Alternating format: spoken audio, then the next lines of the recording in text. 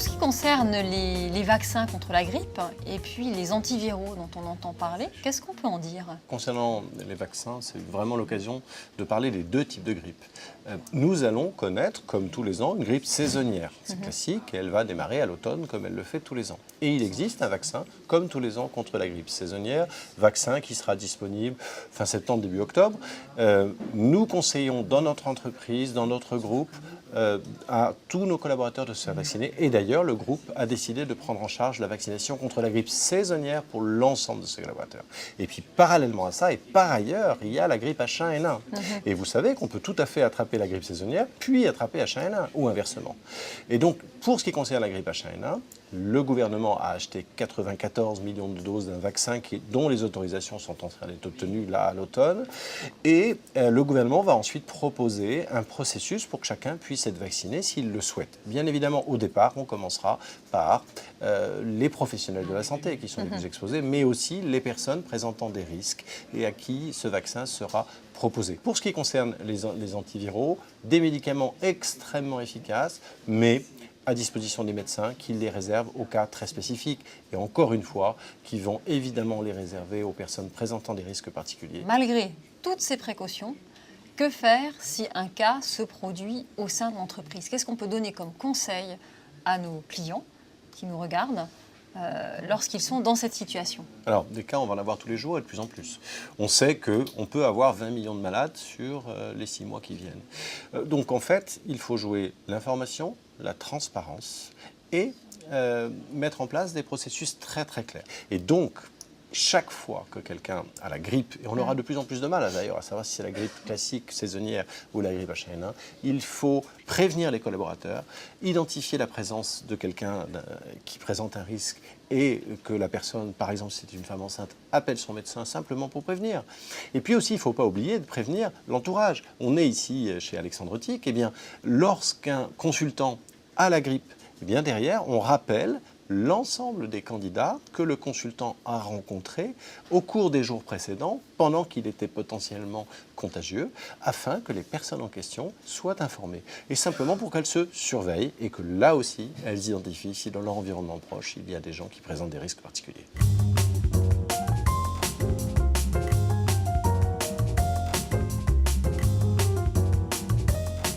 Dans le cas où l'un de nos intérimaires serait malade, que se passe-t-il? Le même principe s'applique, transparence et information.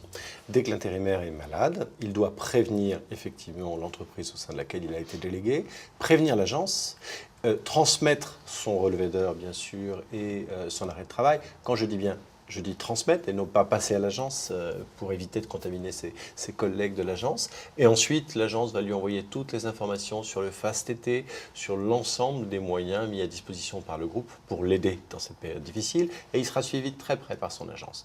Et puis d'autre part, notre intérimaire, il aura aussi la possibilité de se faire vacciner gratuitement contre la grippe saisonnière, s'il le souhaite, et ça au début du mois d'octobre.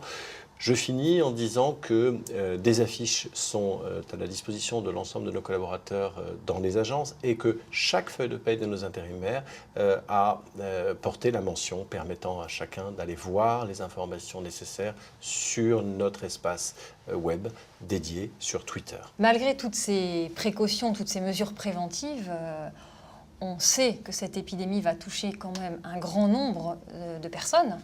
Donc comment faire pour éviter une désorganisation trop importante de l'entreprise? On a tout de suite travaillé avec une cellule la plus divers possible. Et c'est vraiment un conseil que je donne lorsque je dialogue avec les entreprises sur ce sujet. Créer une cellule de pilotage qui va être la plus divers possible en termes de fonctions. Surtout pas une cellule qui va être isolée du terrain, composée de cadres très loin de la réalité. À partir du moment où on a comme ça une cellule très diverse, on peut être créatif. Et en étant créatif, on arrive ainsi à prendre en compte les différents sujets à analyser. Alors, les différents sujets dans une entreprise comme la nôtre, qui est une entreprise de réseau et multiple, c'est d'abord d'identifier et d'analyser la criticité de nos collaborateurs. Alors, qu'est-ce que ça veut dire? Nos collaborateurs et de nos sites et de nos services. Ça veut dire d'être capable d'identifier très précisément le poids que va générer une absence soudaine à un niveau que l'on peut fixer entre 20 et 30% d'absentéisme. C'est là que c'est difficile si on ne l'a pas anticipé. Donc on a demandé à chaque manager d'identifier dans ses équipes ceux qui avaient le niveau de criticité le plus élevé. On s'est d'ailleurs aperçu que dans ces cas-là, ce n'était pas forcément une personne seule, c'était parfois un couple ou un trio. C'est-à-dire que bien souvent, on s'est rendu compte que dans l'organisation de l'entreprise, les informations sensibles ou les tâches très, très spécifiques, elles n'étaient pas dans les mains d'une seule personne, mais de deux. Par contre, si ces deux-là sont absentes, alors là, c'est compliqué. Et donc, derrière, on a écrit des plans qui nous permettent de prendre en compte l'ensemble des conséquences. Et parfois, en se disant, telle tâche, finalement, elle ne se fera pas pendant 8 jours, c'est pas très grave. Ou telle tâche, c'est pas possible d'avoir une journée de retard. Et donc, prenons les mesures pour le faire. Donc, premier aspect. Deuxième aspect, on s'est aperçu que la technologie allait avoir un rôle fondamental. En particulier dans nos agences, puisque bien évidemment, on va se retrouver avec une équipe, imaginons une équipe de 3 dans une agence ADIA qui, demain matin, ils ont tous les 3 la grippe, ils ne l'avaient pas prévu, évidemment, donc ils n'ont rien laissé comme consigne à l'agence, et l'agence est fermée, les lignes téléphoniques sonnent dans le vide, et l'ordinateur est éteint. Et là, nous avons demandé à notre direction des services informatiques de prendre des mesures très importantes pour, d'abord, nous permettre de récupérer les lignes téléphoniques de l'ensemble de nos agences de façon centrale. C'est-à-dire qu'on peut rebasculer la ligne sur soit la direction régionale, soit une autre agence. On peut ensuite prendre la main sur l'outil informatique de l'agence qui est fermée et, par exemple, faire en sorte qu'une agence, par exemple, si l'agence d'Amiens a un problème, eh bien c'est l'agence de Compiègne qui, pendant 8 jours, va, ou pendant 2 jours, ou pendant 3 jours, le temps qu'un collaborateur itinérant revienne à l'agence, va pouvoir reprendre la main. On a 8 jours à gérer. C'est pas beaucoup, mais si on ne l'a pas préparé, ça peut être tout à fait critique. Bien évidemment, derrière, on met en place d'autres solutions internes et en particulier, on vérifie bien que les process sont écrits. On vérifie aussi, par exemple, que chacun applique bien la règle suivante. Lorsque un cas se déclenche dans une agence, à partir de ce jour-là et pendant 8 jours, tous les soirs en partant, l'équipe devra laisser une fiche de transmission avec toutes les informations nécessaires au cas où ils soient eux aussi malades le lendemain. Et cette fiche, ils vont la laisser en agence, mais ils vont aussi l'envoyer par mail à leur N+1 systématiquement tous les soirs pendant les 8 jours pendant lesquels ils peuvent se dire est-ce que je vais être malade ou pas malade. Solution simple mais nécessaire à appliquer. Et puis derrière, on a dû réfléchir aussi à comment prendre en compte, et vous avez compris que c'est vraiment une préoccupation, les personnes qui, chez nous, présentent des risques particuliers. Et dans ce cas-là, on a demandé à notre service informatique de réfléchir à la capacité de mettre en place du télétravail. Et puis, on a aussi été plus loin, en particulier, quand on a mené notre réflexion sur H5N1, on a été plus loin jusqu'à aller à l'analyse de ce qui se passait en cas de perturbation des transports.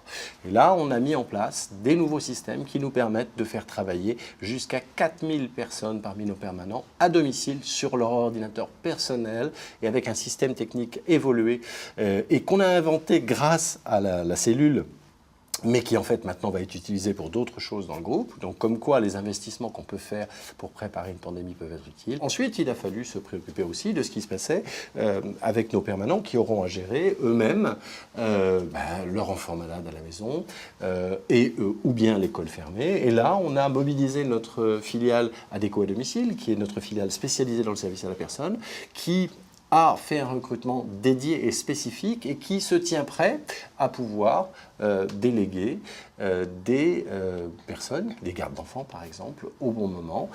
Et nous avons négocié avec nos compagnies de prévoyance la prise en charge par ces sociétés de prévoyance du montant de la garde, les premières heures, le premier jour, le deuxième jour, le temps que le collaborateur puisse s'organiser et se retourner, parce que c'était aussi un élément extrêmement important à prendre en compte.